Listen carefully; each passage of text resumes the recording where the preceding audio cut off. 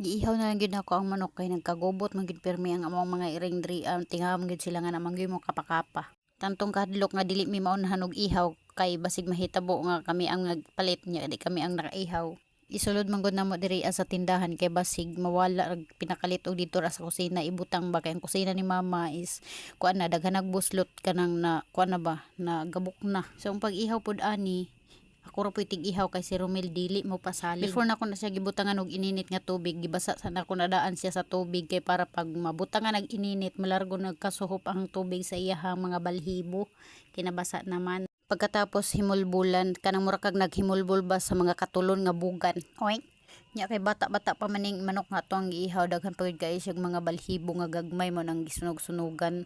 Kani nga teknik nga paghiwa sa manok nga ingon aniho nakita po na kun isa ko ang mamasaw na kay ako may iyahang body kung mag-ihaw na mi og manok so nakabalo ko kung asa dapit niya gulgulon ug una aron mapikas siya kay kung di na nimo gulgulon diha magdugay gyud kag abli ana. Tapos makalimtan na lang ang tanan ayaw gyud kalimtig tanggal ng unsa pa na kanang pait ba apdo. Tapos pagtanggal ana extra careful lang gyud kay basig mapusa na diha pait jud na imuhang lutuon.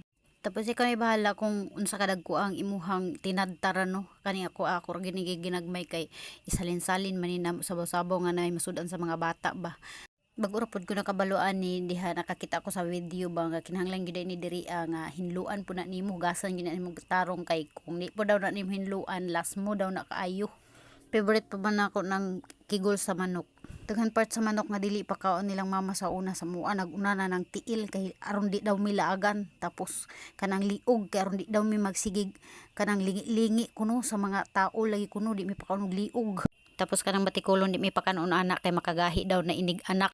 Sa inyo mo po na inyong tinuuhan? Sa mua mao na